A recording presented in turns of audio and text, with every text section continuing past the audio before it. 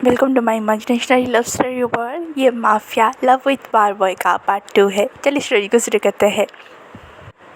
यहाँ पे दूसरी ओर साउथ इंसान अपने डेट को एंजॉय करने के बाद वो जो थोड़ा हार्ट ब्रोकन इंसान था वो अब ठीक हो गया था। तो वहाँ पे उसने कॉन्टैक्ट टर्मिनेट किया और कहा थैंक यू मेरे इतने साथ देने के लिए, और हाँ थैंक यू सो मच ऐसा कॉन्टैक्ट बनाने के लिए। मैं तुम्हारे प्यार में तो नहीं पड़ सकता, पर हाँ एक वेल विशर की तरह अगर तुम हैं कभी भी मेरी ज़रूरत पड़े तो मुझे बताना। तो सासू जी ने अपना सर हाँ मिलाया और वहाँ से एक प्यारा सा वार्म सा गुड बाय बोल के वहाँ से उस आदमी को भेज दिया। और सासू जी ने कहा फिर से ढूंढो एक सुअर डैडी। भाई लाइफ है या वाट लगी पड़ी है कि डिसेंट सा जॉब ही नहीं मिल रहा है, मिल जाए बहुत अच्छा होगा। पहले ही छोड़ो, अभी तो हम कुछ शादी को तोड़ाने के लिए जाएंगे। बेचारे ने बहुत रिक्वेस्ट किया, ये काम भी पेंडिंग होकर पड़ा था इस कॉन्ट्रैक्ट के चक्कर में। उसके बाद उसने कुछ स्क्रॉल किया, रिसेंटली उसे कुछ 2-3-4 असाइनमेंट मिले थे कि भाई हमारी शादी ब्रेक कर दो, फोर्सफुली शादी हो रही है। ये सुनते साउथ इंडियन ने कहा भाई इनकी फैमिली क्यों नहीं समझते, प्यार एक ऐसा चीज़ है जिसे बस होना चाहिए, नहीं ज़बरदस्ती करवा दो इनकी शादी।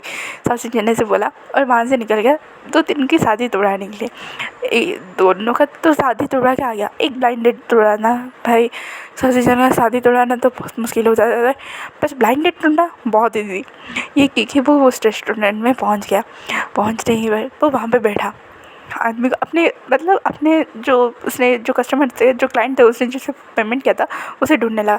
ढूंढने के मिलने के बाद वो वहाँ पे चला गया और एक वाटर लिया और सीधा उसके ब्लाइंड डेट के ऊपर फेंक दिया स्लैम्स के। वो उसके मुंह पे पूरा, वो लड़की के मुंह पे पूरा पानी टप टप टप टप। उसने कहा ये क्या मजाक है। तो समझ गया मजाक कुछ नहीं है, तुमने मेरे बॉयफ्रेंड को शादी करनी है, मैंने सोचा भी कैसे, तुमने इसे बताया नहीं है बेबी कि मैं तुम मेंस में इंटरेस्ट हो ना कि गर्ल्स में, और तुम्हारी फैमिली वालों को ने बताया नहीं, कितने बुरे है बोलो। हाँ, उस साइड पे साउथ के साइड के कुछ ही टेबल से हैंग बैठा था कुछ डील्स लेने के लिए। अच्छा खासा डिसेंट था रेस्टोरेंट था, ऐसा नहीं था कि भाई हाँ कुछ भी अमीरों की चोचले भाई। तो साउथ खान में ये जब साउंड पहुंचा कि भाई ये साउंड तो कहीं तो सुनाए, उसे याद आया कि 2-3 दिन पहले ये किसी और के साथ घूम रहा था अभी ये। तो सुबह थोड़ा क्यूरियस हो गया, उसे साउथ इंडियन का जो लुक होता है ना वो अट्रैक्ट कर रहा था एक्चुअली में। तो सुबह थोड़ा क्यूरियस हो गया, उसका मीटिंग को वो कंटिन्यू कर रहा था, पर भाई ध्यान तो साउथ इंडियन के होता ना उसका भी।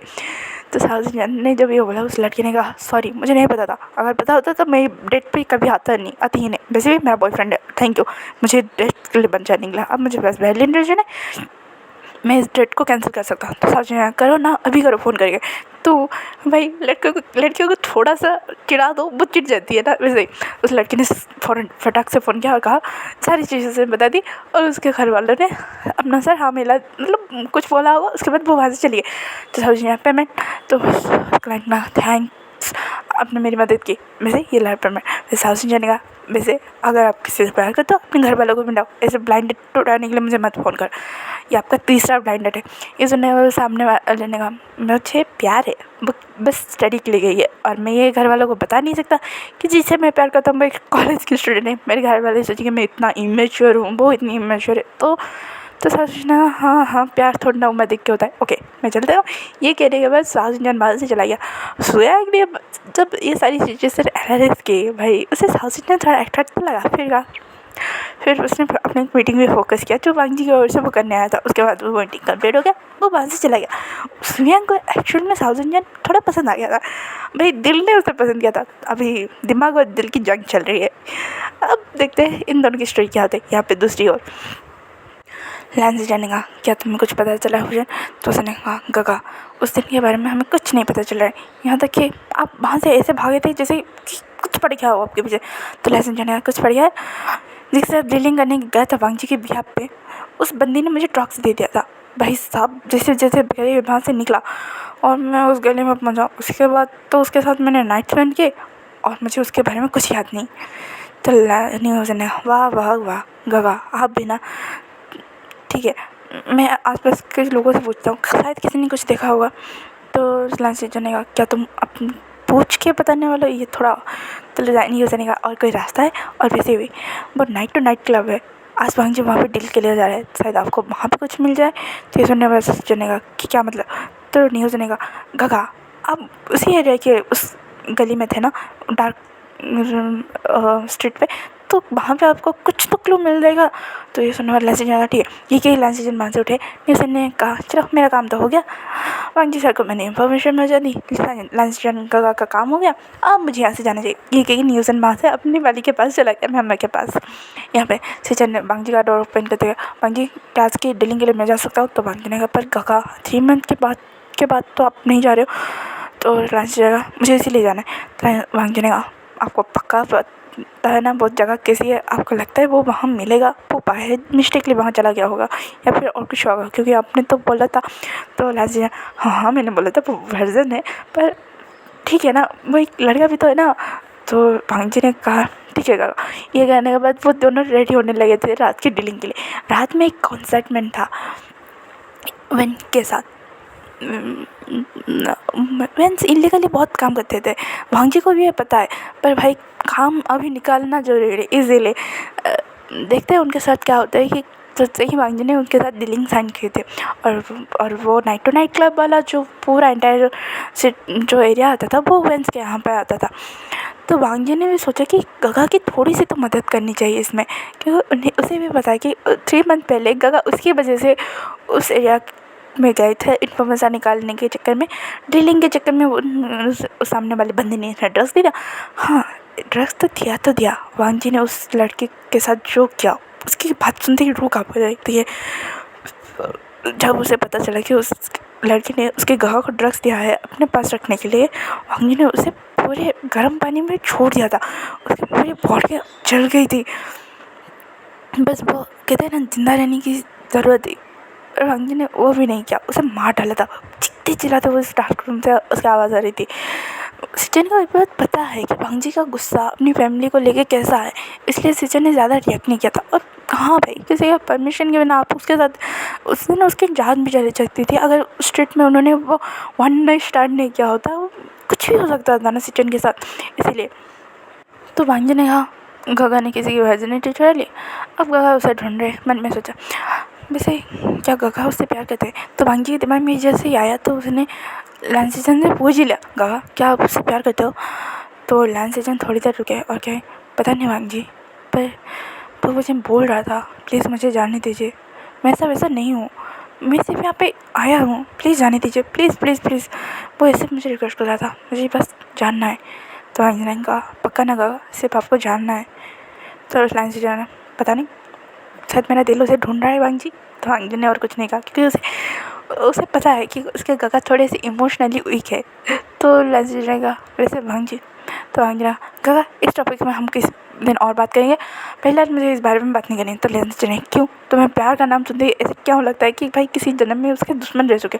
तो भांग जी ने कहा गगा मेरे लाइफ में प्यार नहीं आ सकता, कॉन्ट्रैक्ट प्रेशर के लिए, मैं प्लेजर के लिए कभी कभी हाँ एक रिलेशन बना भी लूँ, पर प्यार कभी नहीं। तो लाइन सीजन ने कहा अगर तुम्हें प्यार हो गया ना भांग जी, पता नहीं तुम क्या करोगे? तो भांग जी ने कहा आज तक प्लेजर थिंग की नीड पूरा करने के लिए मुझे कोई ऐसा मिला ही नहीं, तो प्यार करने के लिए कौन मिलेगा? तो लाइन जी ने कहा तो क्या घर में जैसे रूलिंग चलती है क्या वैसे ही? तो भांग जी ने कहा हमने इस बारे में पहले बात किया, मेरे लाइफ में कोई क्वींस नहीं आएगा या फिर कोई किंग भी नहीं आएगा, ठीक है? ये कहने के बाद से चलने का तुम्हें लड़कों में इंटरेस्ट है ये बात मुझे पता है, घर वालों को, मॉम को और आंट को पता है, तुम्हारे प्यारे अंकल और पापा को नहीं पता है। तो भांग जी ने कहा पता होने पर भी क्या होगा, वही कहेंगे अगर क्वीन से शादी नहीं कर सकते किंग से कर लो, अपने कंपेटिटर की कोई ढूंढ लो, और वैसे भी मैं अकेला ही काफ़ी हूँ। तो लाइन सीजन ने कुछ नहीं कहा, क्योंकि उन्हें पता है भांग जी क्यों कह रहा है, कि उनका काम ऐसा ही है कि भाई उनका काम कितना रिस्की है, और भांग जी किसी को अपनी वीकनेस नहीं बनाना चाहता है फ़िलहाल के लिए, क्योंकि उसे पता है कि वो वीकनेस से अपने काम कैसे निकालते हैं। इसलिए लाइन सीजन ने ज़्यादा कुछ नहीं कहा और वहाँ से चले गए थे। शाम का वक्त हो गया था, विंग ने उठ के खाना खा लिया था। मिंगे और गगा भी घर पे वापस आ गए थे। उन्होंने भी खाना खाने के बाद रेस्ट करने के लिए चले गए थे, क्योंकि साउथ इंजन और विंग ने कहा था कि आप सिर्फ कॉफ़ी के अपने माइंड को फ्रेश रखने के लिए जाओगे और कुछ ये नहीं। तो ये सुनने के बाद वो दोनों की बात सुनने के बाद मिंगा वो काका भी राजी हो गए थे, इसलिए वो लंच के टाइम पर वापस सब आ गया जाते थे। साउथ इंडियन ने अपनी डेट कंप्लीट करके अपनी असाइनमेंट को कंप्लीट करके वो भी वापस आके सो गया आ गया कि उन तीनों ने लंच किया था। तो इन्होंने कहा अच्छा ठीक है, मुझे अब जाना होगा। तो ये सुनने पर साउथ इंडियन पर अभी क्यों, तुम नाइट ड्यूटी लगी होती है ना, तुम रात इवनिंग के टाइम पे जाते हो ना। तो ये सुनने के बाद डूइंग ने कहा आज पता नहीं कौन सा VIP क्लाइंट आने वाला है, उसके लिए बहुत सारी लगी पड़ी है और कुछ सिक्योरिटी रीज़न की वजह से मुझे अभी से ही जाना पड़ेगा 3 बजे। तो साउथ इंडियन है पता नहीं इन भाई के चक्कर में कहीं भी किसी का कुछ हो जाता है। तो मैं ने कहा साउथ इंडियन काम डाउन, तुम कितना गुस्सा करो। तो साउथ इंडियन क्यों ना गुस्सा करो, आपको भी उस दिन। तो उसमें क्या कहा अच्छा ठीक है, सारे अमीर बुरे नहीं होते, सारे गरीब लालची नहीं होते, और तो और सब कुछ एक समान नहीं होता है, ठीक है। तो साउथ इंडियन फिर भी कहा, तो विंग ने कहा मैं अपनी पूरी सेफ्टी का ध्यान रखूँगा, ठीक है। ये कहने के बाद विंग वहाँ से चला गया और मिंगा ने कहा साउथ इंडियन जो मेरे साथ हुआ वो मैं कहीं ना कहीं वीक पड़ गया था, पर विंग ऐसा नहीं है। तो साउथ इंडियन ने कहा हाँ गगा वो विंग वैसा नहीं है, आप वीक पड़ गए physically not mentally, but wing दोनों से वीक है, फिजिकली भी मेंटली भी। आपको पता है ना उसके बारे में, आपको पता नहीं था कि आप मेरी प्रेगनेंसी के अंदर आते हो, पर उस आपको और मुझे पता है कि विंग बेबीज़ को कैरी कर सकता है, ये बात शायद उसे भी नहीं पता है। वो एक्सीडेंट के चलते उसकी चेकअप हुआ था, इस बात पे हमें पता चला था। तो विंग ने कहा कैसे बोल सकता हूँ, हम दोनों घर लौट रहे थे ना, उस हालत में हमें विंग मिला था, एक फ्रेजाइल सा बच्चा 18 का होगा ना, अभी तो वो बहुत बड़ा हो गया है, 20 का हो गया, बस वास्तव में 18 का एक बच्चा जो ऑर्फन से निकाला गया था, बस शायद दर दर के ठोकरे खा रहा था। तो साउशन ने कहा हाँ काका आपको, हम दोनों तो ऐसे ही बाद में मिले, हमारी फ्रेंडशिप हुई, फिर हमने एक ऐसा बदर वाला बॉन्ड चेक किया, पर विंग वैसा नहीं है काका, उसे हमने पाला है ऐसा लगता है। तो मैंने कहा हाँ और तुम्हें भी तो मैंने पाला है। तो आप फिर शुरू हो गए। तो मैंने कहा क्या कहा, एक 20 साल का रोतलू बच्चा काम करने के लिए आया था, उसे जब पता चला कि भाई कैसा काम होता है वो रोने लगा था, उसे वहाँ पर फाइटिंग करके सीखना पड़ा। तो उसमें साउथ इंडियन और आपने मुझे सिखाया कैसे फ़ाइट करना चाहिए, कैसे खुद को सेफ रखना चाहिए। तो मिंगा ने कहा मैंने विंग को भी सिखाया, मैंने क्या तुमने भी तो विंग को सिखाया। तो पता नहीं कहा फिर भी डर लगता है कभी कभी। तो ये सुनने के बाद मिंगा ने कहा कुछ नहीं होगा, हम हैंडल कर लेंगे विंग को। तो ये सुनने के बाद साउथ इंडियन ने अपना सर भी लाया और मिंगा को मेडिसिन दिया, रेस्ट करने के लिए भेज दिया, और उसने फिर से अपने सारे काम में को इंचार्ज लेने लगा। और फिर उसने कुछ अपने फिर से उस वेबसाइट पे जाके देखने लगा कोई मेल या ईमेल आया हुआ कि शादी तोड़ा दो या फिर ब्लाइंड डेट कैंसिल करा दो, ऐसा ब्रेकअप करा लो, कुछ ऐसा वाला वो फिर से चेक करने लगा। और मिंगा अपने बारे में सोच रहे थे और अपने टम्मी में हाथ रख के सोच रहे थे बेबी मैं हूँ ना, परेशान मत होना, ठीक है अब रेस्ट करते हैं चलो। क्योंकि वो बेबी से कुछ ना कुछ बातें करते रहते थे और मन में सोच रहे थे फैमिली साउथ इंडियन विंग के बाद तुम मेरी फैमिली हो बेबी, ये कह के वो ऐसे क्रेस कर रहे थे उनके टमी को, और फिर रेस्ट करने चले गए। और विंग यहाँ पे जब बाहर में पहुँचता है भाई इतनी सिक्योरिटी टाइट देख के उसे भी लग रहा था भाई कोई MLA आ रहा है क्या, छोड़ो हमारा काम क्या है ना, सिर्फ बाहर काउंटर के संभालना। ये कि विंग बाहर पे ड्रेस चेंज करने के लिए चला गया, आके कुछ सिक्योरिटी चेक उसके भी हुए, उसके बाद वो बाहर काउंटर पे जाके अपने रेगुलर बेसिस पे जो करता है वो करने लगा, ग्लासेस को अरेंज, बॉटल्स को अरेंज।